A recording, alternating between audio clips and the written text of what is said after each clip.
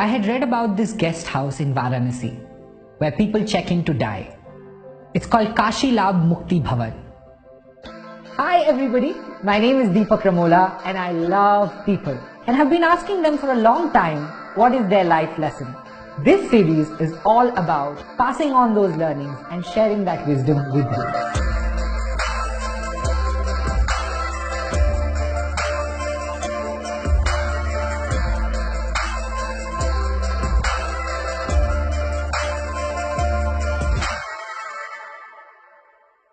I had read about this guest house in Varanasi where people check in to die.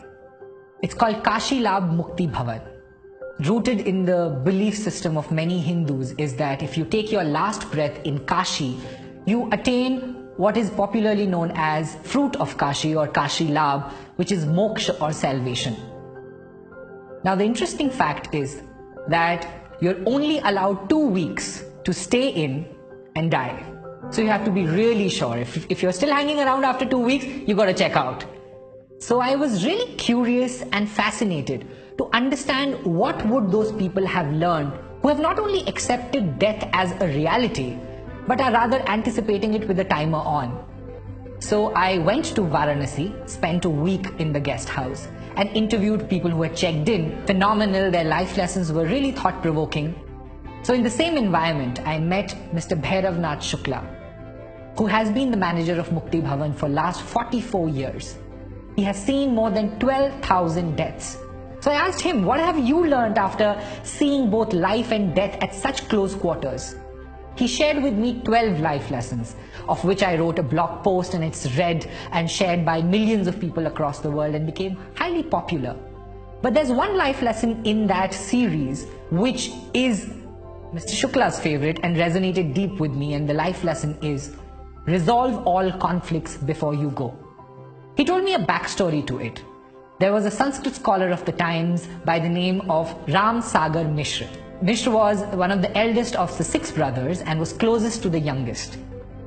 One argument years ago led to this bitter communication between the brothers and led to a wall eventually partitioning the house.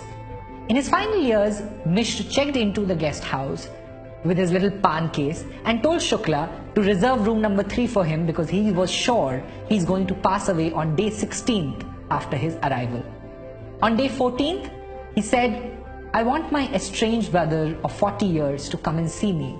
This bitterness heavies my heart. I want to resolve every conflict before I go. A letter was sent out. On 16th day, the brother arrived and Mishra held his hand and asked him to bring down the wall dividing the house. He asked for his brother's forgiveness. Both brothers wept, and mid-sentence, Mishra stopped speaking. His face became calm and he was gone in a moment. And I know that anecdote sounds straight out of a folk fiction novel, but Mr. Shukla told me that he has seen the same story replay over and over again with many different people who have come there. He said to me, Deepak, I see so many people carrying such unnecessary baggage throughout their life, only wanting to drop it at the very end of their journey. The trick, he said, however, lies in not having any conflict, but resolving every conflict as soon as you have it. You cannot and you should not go to bed having an argument, a disappointment, a resentment and doubt. You should try to resolve it. Because you see, the good news is you're alive. The bad news is no one knows for how long. So resolve your conflicts today. I hope this makes and fuels your day.